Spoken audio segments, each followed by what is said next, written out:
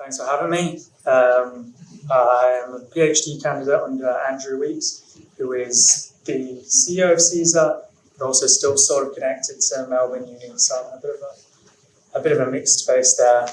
And yeah, I'm one of those researchers who's maybe a bit more transient in the Otways. Like my project is more statewide, but I had a few little findings that I thought probably wouldn't make it into like a paper or anything. So it's hopefully come and share them, and hopefully you guys appreciate them.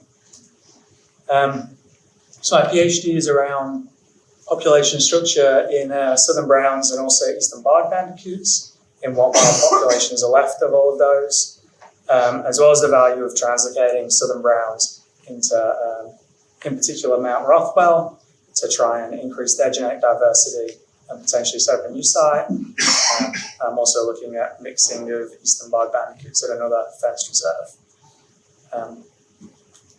So today I'll just quickly touch on, the populations of Southern Brown Bandicoots across sort of southeastern Australia, and then a measure of genetic diversity, which is heterozygosity. Hopefully do a pretty quick crash course on that, get everyone up to speed. And then, look more in depth at the Otways, at its genetic diversity and population structure. So this is Misty from Anglesey. I'm naming my animals again as a bad scientist.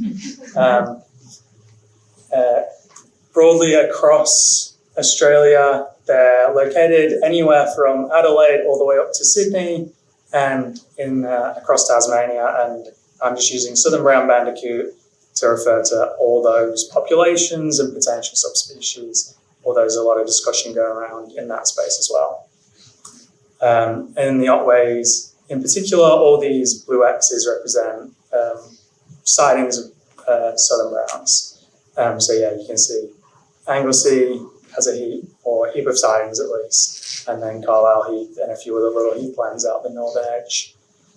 My samples, surprise, surprise, come from Carlisle Heath. Thank you, Michael Plah, for those.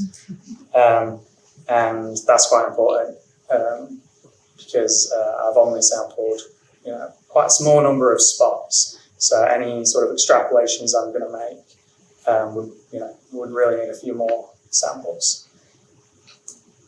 So heterozygosity as my metric of genetic diversity.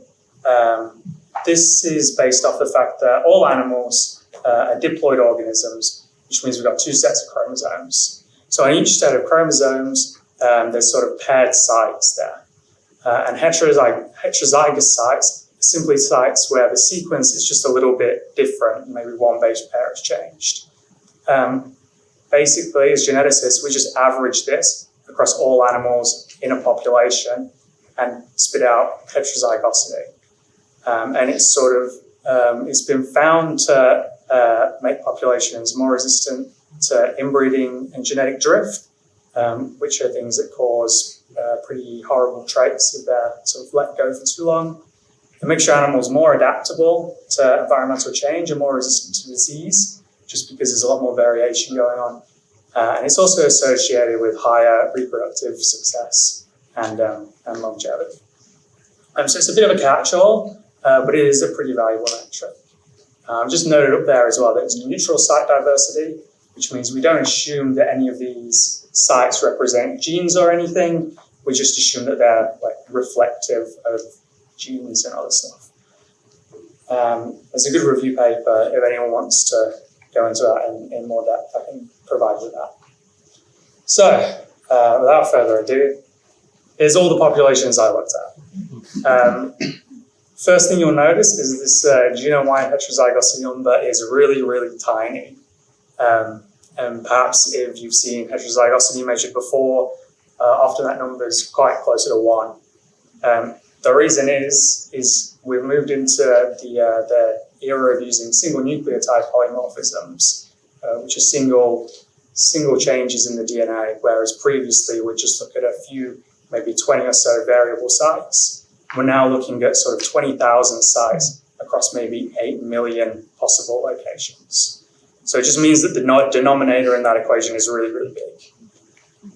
I've sort of split them up into 3 groups here in terms of who's got pretty good heterozygosity, Wouldn't be too concerned about these populations, pretty genetically healthy. Some kind of middling populations where, you know, genetic management isn't necessarily the first and foremost thing, but it's something to consider. And then lastly, I had a few samples from an isolated island off the northeast of Tassie, which is it's a really great example of, yeah, what that figure sort of would look like in a truly inbred isolated population. Yeah, so all in all, the Otways looks quite good there, and wouldn't necessarily be recommending any sort of intense genetic management right now. I've just noted one other thing, this percent of sites that are polymorphic. That just contextualizes how that heterozygosity is spread, whether there's slightly fewer sites that are maybe more heterozygous, or slightly more sites that have a little bit lower heterozygosity for any of those populations, where the numbers are pretty close. So thumbs up there. The next thing genetics can tell us is how related animals are. And in this context, it's sort of like how populations relate to themselves and relate to each other. So this is called a haplotype heat map. And it plots relatedness, not in a sense of inbreeding, but in a sense of which populations are similar. So every individual is plotted along the bottom, and every individual is plotted along the side, and they all pair off together. And then you can see them all grouping into these big red squares, which I've put all the population names down for.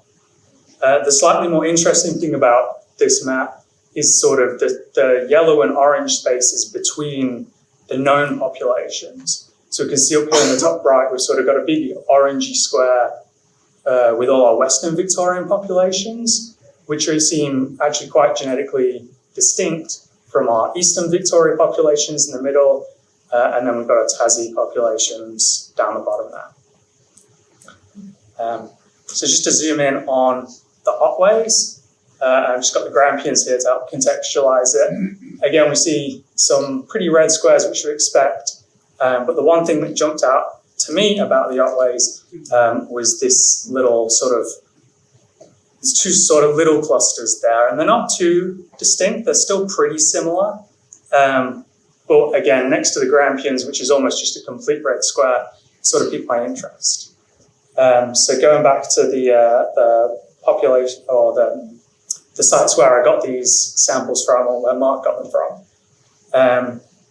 the big cube of 8, they're all the ones located east of Carlisle River in the sort of main Carlisle Heath area that I think most people have talked about today. And the other 2 that are sort of their own little group, they're the ones that are south of Carlisle River, which is that Egan Track area. These sites are only 10 to 15 kilometers apart, and just eyeballing Google Maps, it looks like there's plenty of habitat there for them to potentially move through. So that was sort of immediately a bit of a flag to me that I need to look a little bit deeper to see what's going on there. And when we sort of zoom in on that area, this is just a habitat overlay that I found on a website called Visualizing Victoria's Biodiversity.